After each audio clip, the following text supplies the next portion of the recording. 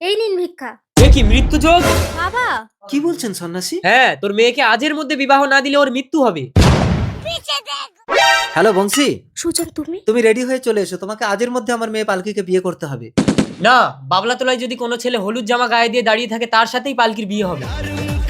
পালকি চল, বাবলাতলায় হলুদ জামা গায়ে দেওয়া যে ছেলেকে পাবো আমি তার সাথে তোর বিয়ে দেবো, তাই বলে ওই ভিখারির বাচ্চা সুজনের সাথে আমি তোর বিয়ে দেবো না, চল। বংশী, তাড়াতাড়ি হলুদ জামাটা খুলে দে, আমি গায়ে দেবো, পালকির বাবা আসছে। সুজন ওর বাবা তো এসে গেছে। আচ্ছা, কেচড়া কলে পড়লাম তো। ভাই তুই আবার বিয়েটা করে নিস না জানো। না না, যদি খুব জোর করে তাহলে বিয়েটা করে নিয়ে বউ তোকে দিয়ে দেবো।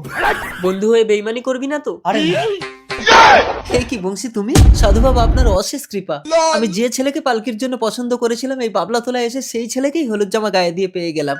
নাও না বাবা, তাড়াতাড়ি বিয়েটা করে নাও, নইলে আমার পালকি মরে যাবে। আরে তুমি বিয়ে করছো কেন? সুজন করবে তো। আপাতত বিয়েটা করে নাও, তুমি ওরই বউ হবে। মালা পরিয়ে দাও, মালা পরিয়ে দাও। আজ থেকে তুমি আমার বউ। আমি আমার কন্যাকে তোমায় দান করে দিলাম, যাও বাড়ি নিয়ে যাও। ওই, ওই, আরে পিছু ডাকছেন কেন? আপনি তাহলে আসেন। ঠিক আছে বাবা। কি হলো বংশী, দরজা বন্ধ করছো কেন? তুমিই তো বলেছিলে বিয়ে করে আমাকে সুজনের হাতে তুলে দেবে। এগ্রিমেন্টটা তো তাই হয়েছে। এ কি সুজন, তুমি এখানে? পালকি! সুজন, আমার বাবা এসেছে, তাড়াতাড়ি খাটের তলায় লুকাও। কালকে তোমার বাবা আসুন। ভালো আছি বাবা? খুব ভালো। পালকি আমার একমাত্র মেয়ে, এ বাড়িতে তোমাদের আর থাকতে হবে না, চলো তোমরা আমার রাজপ্রাসাদে থাকবে। এ বাড়ি চিরদিনের মতো তালা দিয়ে বন্ধ করে দাও। ভালোই হলো।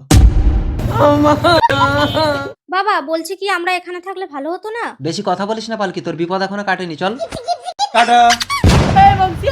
সারা বন্ধু হয়ে বেইমানি করলি, আমাকে চিরকালের মতো ঘরে আটকে দিয়ে বউটাকে নিয়ে পালালি। পরবর্তী অংশ দেখার জন্য কমেন্ট করুন।